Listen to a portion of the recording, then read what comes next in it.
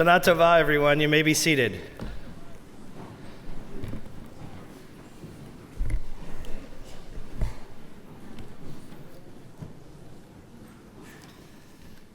On behalf of Dory and our children, I want to wish all of you a happy, healthy, and sweet new year, filled with blessings of peace, goodness, and all of the blessings that you pray for today and every day.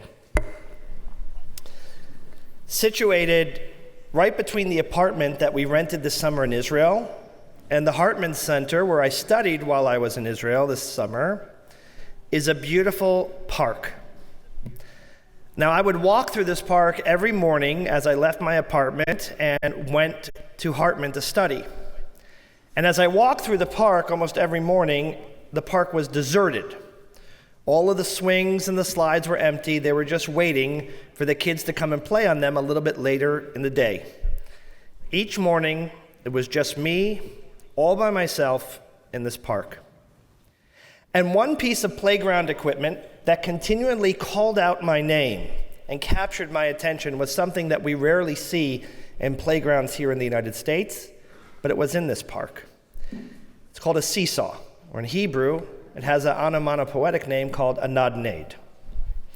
So one morning, as I'm on my way to study at the Hartman Center, no one's in the park, and I stop and I look to my left and my right to make sure that no one is there. I jumped on the seesaw, right in the center, and I tried as best as I could to balance myself, keeping both sides even and distributing my weight underneath my shoulders. And boy, am I glad that no one was there. Because within literally seconds, I fell not so elegantly, face first into the sand and ate sand. Now, literally, there is sand all around the seesaw. The sand and my face broke the fall, and I started to spit out this sand for the next 20 minutes. I looked like the least graceful, middle-aged, overweight surfer without an ocean underneath him that any of you could ever imagine. So I decided, let's try one more time. And I tried, I got on, and I fell right off again. Now, when I was a kid, I would regularly jump on the seesaw and do this exact same activity, and it was a cinch. I could balance for hours. But today, as an adult, with a lot more weight in my belly and a lot more weight on my shoulders, I struggled to maintain balance. And as I walked that morning to Hartman, dusting off the sand that was on my shorts and on my knees and spitting out sand from my mouth, I realized that this moment was a fantastic metaphor for my life, because I struggle every single day to find balance. And I bet many of you do too. I struggle to find work and home life balance. And when at home, I struggle to find balance between immediate needs and long-term needs. When at work, I struggle to find balance between mentoring and just doing. And I struggle between being energized from my activities away from my desk and the responsibilities that need me to sit at my desk. When I'm home, I struggle between what the house needs done, what my spouse needs done, what my kids need, and where I need to be and when I need to be there. I even struggle with what the dogs need. And somewhere in there, I try to find a little bit of time for me too. But it doesn't stop there. I struggle as a Jew too. I struggle between what God wants from me and what the community needs from me. I think if my life were defined by a piece of playground equipment, the seesaw would depict it best. A few years back, I went to APAC, its policy conference, and I went to one of their fantastic breakout sessions that they have. And in this particular one, I went with my mom. It was entitled Women in Politics. The guest speakers were my friend Dr. Sharon Goldman and Senator Claire McCaskill from Missouri. Senator McCaskill was asked a question at the end of her presentation, a give and take, predominantly women in the room. And someone asked her, Senator McCaskill, how do you do it all? You're an active senator, you're a devoted wife, you're a loving mother. How do you make it all happen? And without missing a beat, Senator McCaskill replied, "I am the very best mother in the world some days. And I am the very best wife in the world some days. And I am a conscientious and dedicated senator to my constituents some days. But rarely do those moments happen on the same day." Senator McCaskill said it perfectly. The balance that she struggles with is what I struggle with too, and I bet you struggle too. I rarely feel like I'm killing it as a father or a husband or a rabbi or a son or a brother or a concerned citizen, and most definitely not at the same time. It's a good week for me if I can hit on any of those two things at mediocre or even a little bit better levels. So in a world that demands 200% from us at all times and in all places, how do we stand on the seesaw of life and get that equality and balance that we all want so badly? How do we better strengthen our inner core to achieve and maintain that balance and not fall in the least graceful fashion imaginable and end up eating sand? So on this day, when all of us are put on the scales, I want to explore how we can be better at finding balance in three specific areas of our lives. First, I want us to look at balance in our work and home lives and unpacking the roots of those struggles. Secondly, I want us to look at finding balance in our behaviors and our disposition. And thirdly, I want us to address balance in our religion to be more engaged and to be more knowledgeable Jews. So let us begin where there's a lot of meat on the bone for conversation, our work-home balance, and what can cause it to be off-kilter. There's never a time I do a funeral for somebody, and I'm taking an intake with the family, and they share about their loved one. They always tell me, family mattered most to this person. And it's true, all of us say the same thing. But often, the efforts that we show to give our support and love for family aren't always consonant with that belief and that mantra. So there's an irony that leads to this strange cycle. And the irony is that the higher someone excels in business, the more likely they are that his or her marriage will not succeed. Now, all research points us in one particular direction. It tells us that when the marriage doesn't succeed because someone is elevated in their position, it's because they're unable to balance between the demands of life and the demands of work. Furthering that point, today, when asked, more than 1 in 4 Americans describe themselves as super stressed because they do not feel balanced in their lives, which all of us would determine is something that's very unhealthy. So in our rush to try and get it all done and to find balance between what is needed at the office and what's needed at home, we find that our stress levels spike through the roof. And when our stress levels spike, our productivity plummets. And we also realize that stress can take away from our concentration. We also know that stress can make us irritable, and it can make a lot of people depressed. And it can harm our personal relationships, and it can harm our professional relationships as well. We know empirically that stress weakens our immune systems, and it makes us susceptible to a variety of illnesses, from colds to backaches to even heart disease. The newest research can even prove that chronic stress can double our risk of having a heart attack, and that statistic alone can cause our blood pressure to rise. So what do? Oh, it's easy. We just dial back at work, right? Simple fix, dial it back at work. And when we do that, our bonuses drop. And then our income wanes. And then bills increase. And then needs grow. And then stress at home increases. Do y'all remember that Yiddish proverb, little kids, little problems? Well, I would make one adjustment to that. Little kids, little expenses. Big kids, big expenses. So, how do we make ends meet if we decide to work less and handle those kids that are getting bigger with their bigger expenses? How do we meet deadlines and quotas when our kids are always at a Little League practice and dance recitals? If you look today at any kid in our religious school, or any kid at our Schechter school, and you saw their schedule, it's busier than some heads of state. And all of us seem to make this crazy, almost unachievable commitment to not missing any of these after-school activities, which only makes the balancing act seem and feel even more impossible.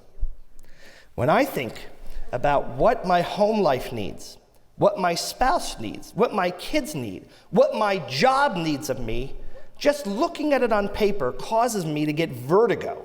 I get dizzy and I can't even stand up straight.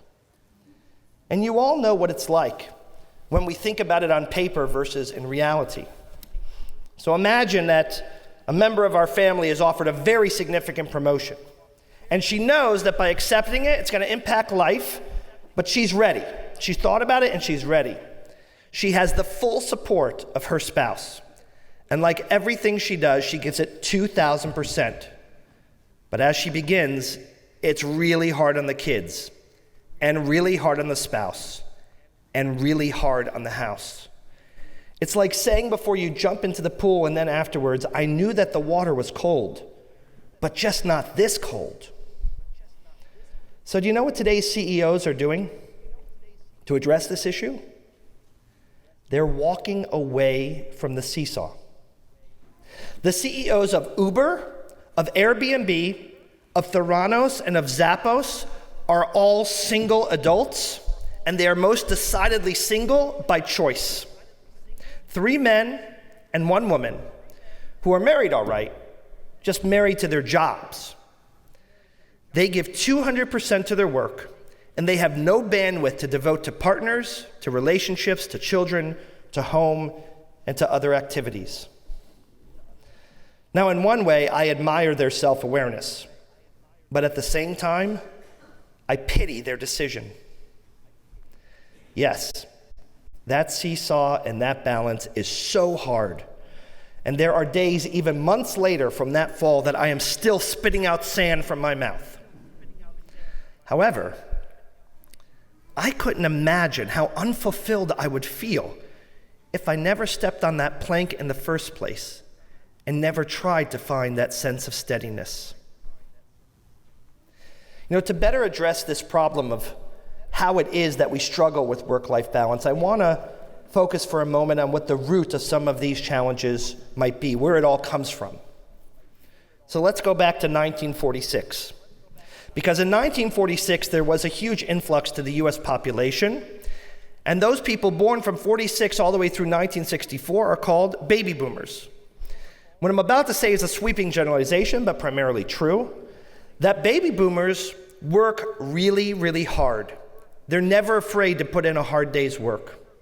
And for many of the baby boomer generation, their self-worth comes directly from their professional achievements. They acknowledge that success comes from dedicating a great deal of time and effort to their careers, which also means for them, they have a really hard time to find the perfect home-work balance. As a whole, baby boomers are goal-centric, they're determined, and they are overachieving.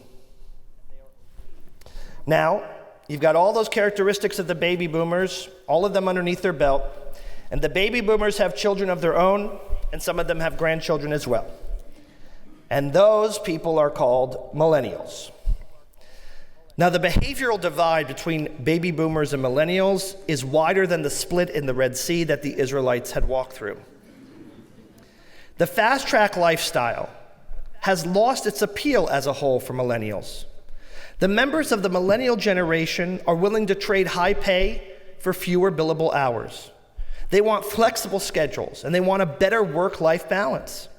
And although older generations may view this attitude as narcissistic, or they see it as a lack of commitment or discipline, millennials have a different idea of what workplace expectations should look like. Millennials usually prioritize family over work. And even those who aren't married with children feel the strong need and the pull to spend time with family, like nieces and nephews and siblings. Now, while it's true that Generation X and Gen Y come between these two pockets of birth, still many sociologists have researched and will claim that who millennials are and how millennials behave is because of their baby boomer parents and grandparents. What that means is behaviors are more a response to the way we were raised, and our unconscious and sometimes conscious response to those values than they are the times that we actually live in. So allow me to illustrate this point in a story. My little boy, Elias, is almost 13. Please God, there's going to be a bar mitzvah in this room in May. The kiddush is going to be amazing. And all of you, sincerely, each and every one of you, are invited to join with us in this celebration. I can't believe that when we came to this community, he was 3 weeks old, and now we're getting ready for his bar mitzvah. This summer, Elias and I started the process of learning his Haftorah while we were in Israel. Now, Elias is a great son. He's a great person, and I love him so very much.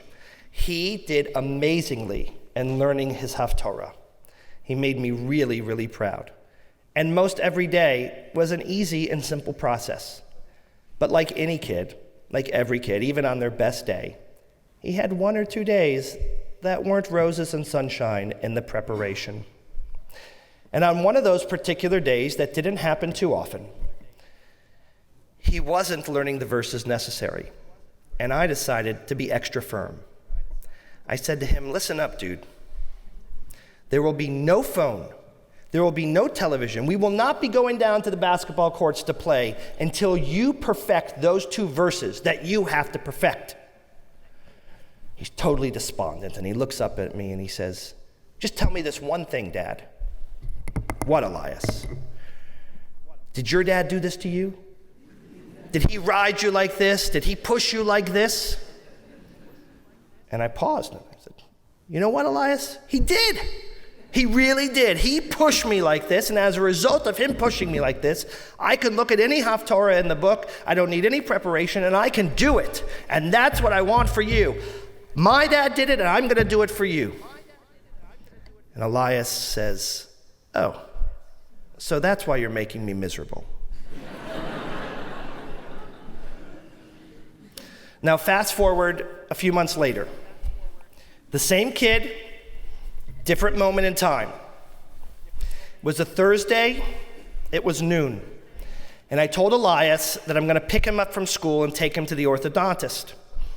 I did. I picked him up at noon from school and I started driving him until we arrived at Newark Airport.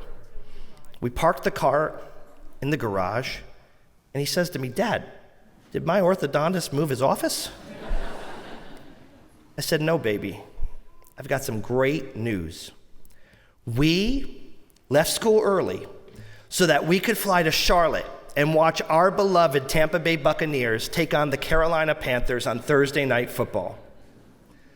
Now, Elias wiped the disbelief from his face, and then I showed him the airline tickets and then the game tickets, and he jumped into my arms, and we had one of the most memorable and meaningful 18 hours a father and son could ever dream of. We met all the Tampa Bay players as they were leaving their hotel to board the bus. They all gave Elias a high five and stood for pictures with him. We were featured on the NFL pregame show. We stuffed our faces with cotton candy and pretzels and soda, and we laughed so hard that our bellies hurt the next day. It was an amazing, amazing time for the two of us. And to top it off, the Buccaneers beat the Panthers in the game. The next morning, we got up at some ungodly hour to make a flight home so that Elias wouldn't have to miss any more school and get back to school in time. And as we're waiting at TSA going through security, Elias looks up at me innocently and he says, did your dad used to pick you up from school and go to sports games too? And I laughed to myself and I said, no, honey, my father never took me to any sports game. He didn't take me to a basketball game, not a football game, not a baseball game. And when I started in my yeshiva high school in basketball, it was a big deal that he came to 2 of my playoff games. And without missing a beat, and digesting these words with a more sophisticated metabolism than I ever could, Elias retorts to me, so that's why we did this trip. What my almost bar mitzvah boy understood that I had not was that I too was struggling and am struggling to find balance between giving my kids all of the things that I had when I grew up that I want to emulate, and also aiming to fill all the pockets and voids in my life that were leaving me empty and wanting more. He understood me teetering on that plank when I didn't. And it turns out I wasn't the first person to struggle with this phenomenon. Abraham, in the Torah portion that we read yesterday and today, models what it is to be fantastic at your work and not so fantastic with your family. Abraham dedicates himself totally to God and God's desires, but in the process of doing so, he alienates his 2 wives and their kids, first in one's banishment, and the second with the almost sacrifice of Isaac, which leads him to be absolutely alone, with no relationships at all with any of the members of his family for the last chapters of his life. But there's more.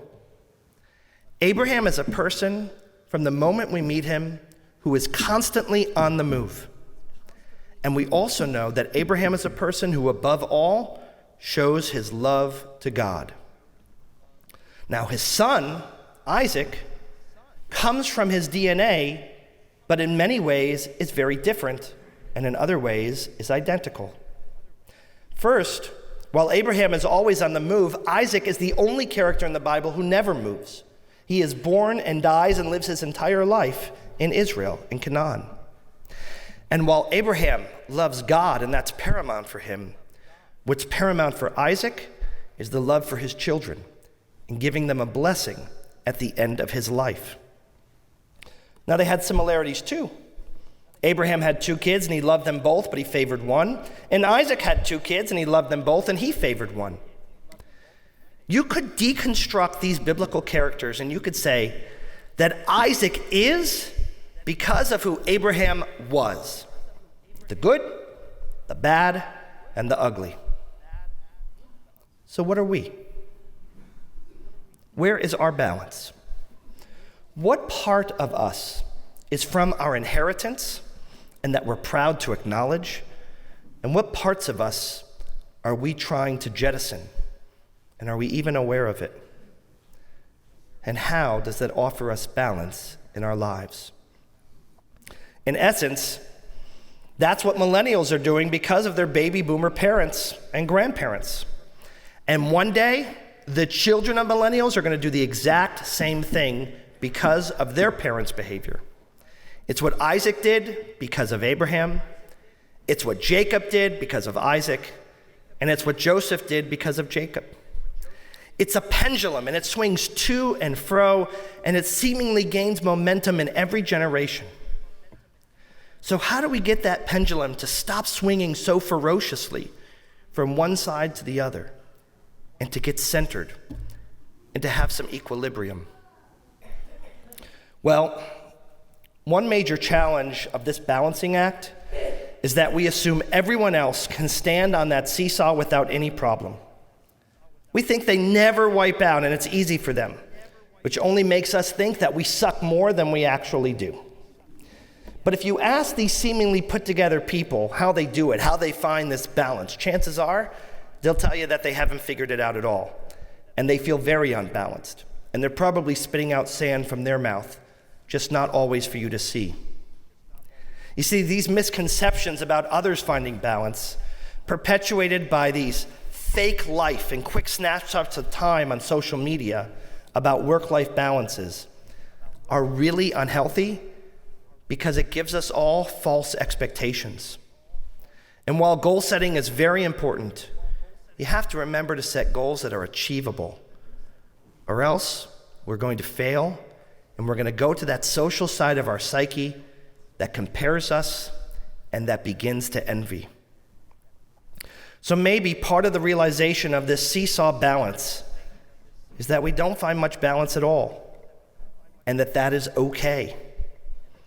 Maybe we're just striving to find perceived perfection, but there's no such thing. Maybe by embracing the challenge and accepting that we're all going to fall off that seesaw a lot more times than we're going to find perfect poise, will allow us to gain that steadiness in our hearts and souls that we're looking for. I think Senator McCaskill said it best. We should all strive to nail some things on some days, and that should be wonderful. Perfect balance for extended times is really hard and often unachievable. Don't take a snapshot of your neighbor leveling out and think that is the norm. Not every day are we going to be able to cook the perfect meal, and not every day are we going to be able to pen the perfect card to our friend, and not every day can we present the perfect executive summary. And it's really hard to have a perfect attendance at recitals and Little League games. But trying to get on that balance beam and giving it our all is what we should be measuring ourselves against, not perfection.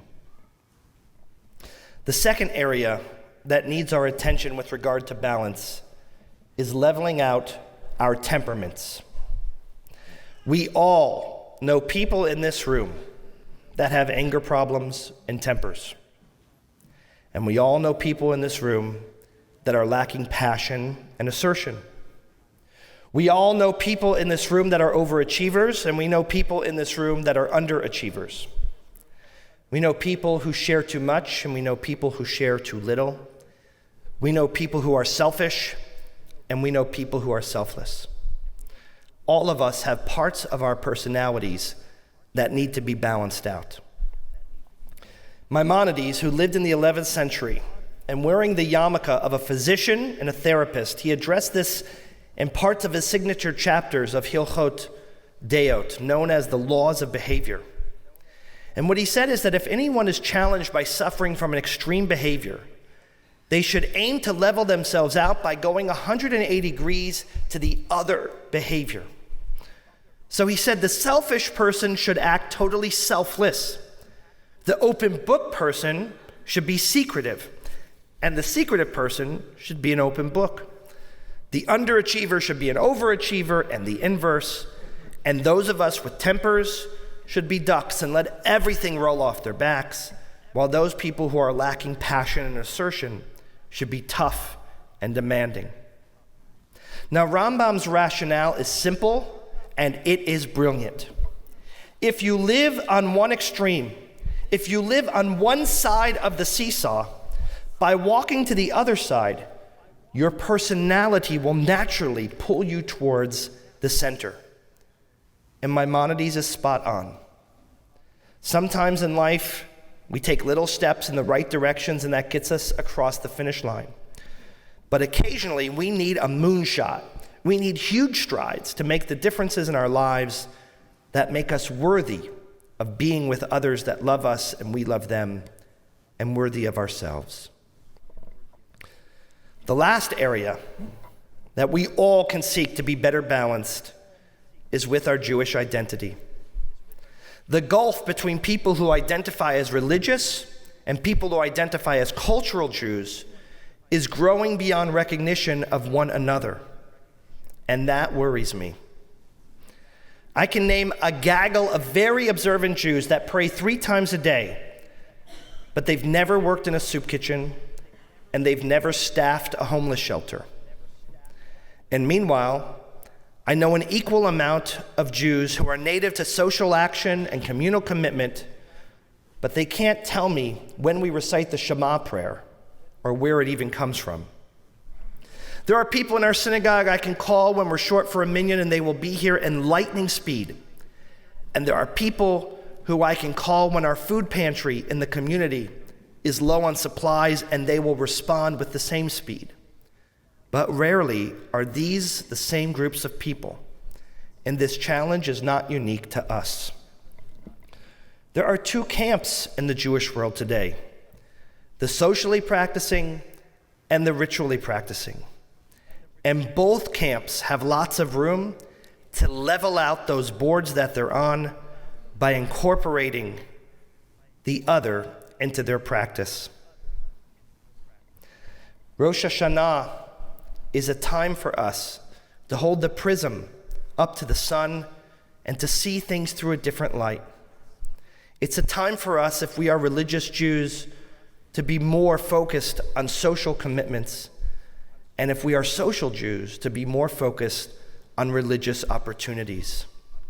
It's time for us to even out that seesaw in our Jewish identity. We need to draw awareness to it, to deepen our practice and knowledge, and to be engaged as leaders in our community.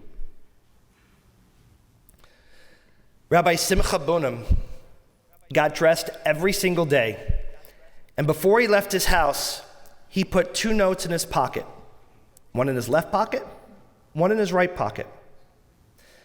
On one note, he had a quote from the Talmud that said, "The world was created just for me."